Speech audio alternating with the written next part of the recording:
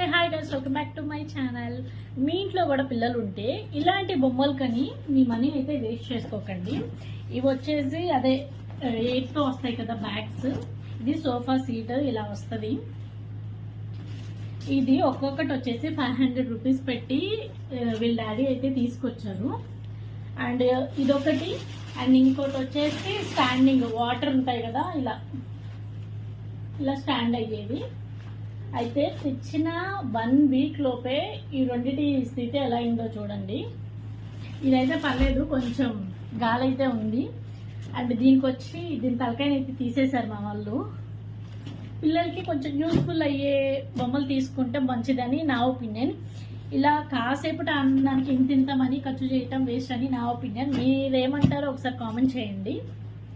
దీని బదులు మంచిగా ఏమన్నా ఆడుకునే బొమ్మలు వస్తే హ్యాపీగా ఆడుకుంటారు. ఎట్లా పడేసినా